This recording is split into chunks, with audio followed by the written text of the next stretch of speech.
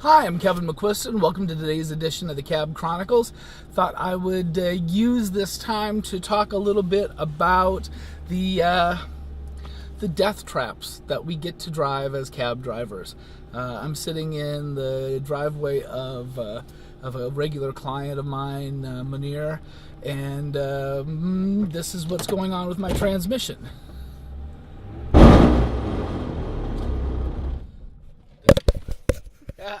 Doesn't that sound lovely, huh? So, here I sit waiting for the tow truck.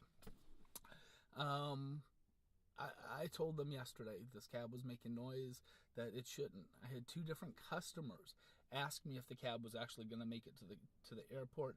I had Monir this morning ask me if we were actually going to make it. I had a cop look at me odd as I was driving by. And I told them yesterday, and I told them this morning, this is not the cab to drive. Give me something different. But this is what they put me in. And it's the kind of thing that cab drivers deal with daily. We deal with cabs that have fumes coming up through the floorboards. We deal with cabs where the suspension isn't all that great, and so you wind up having to kind of not drift so much all over the road while you're going. And it sucks. It sucks ass. It's one of the things that I fight with this company about pretty much on a daily basis.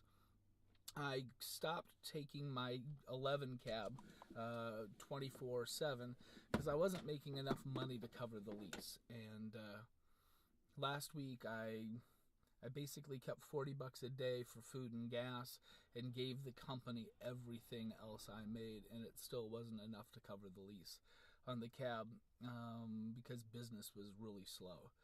Now we're busy. We were busy yesterday and we're busy today, and I'm back to just doing the 12-hour shift with a smaller lease to pay. But here I am broken down on the side of the road, and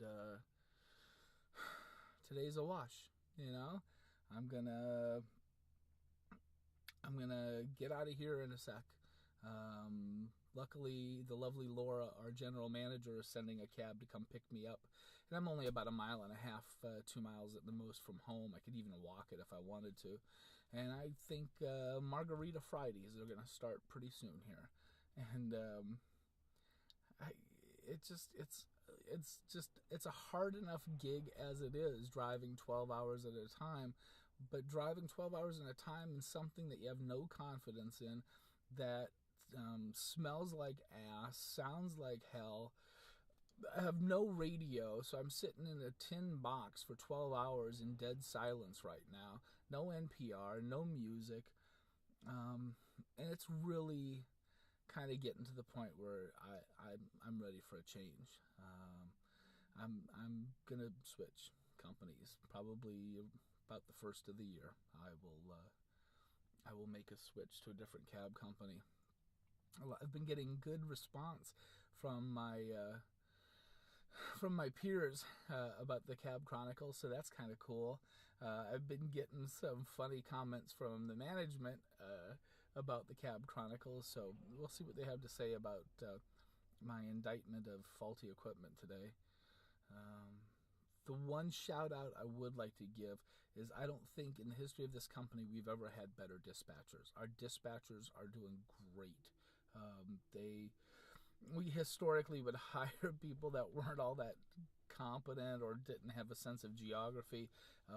And John and Rich and Alicia and Mayor, they're all really good dispatchers. They're a joy to work with. And Laura, our general manager, who I've known for probably for 7 or 8 years now, is pretty awesome. Laura's a trip.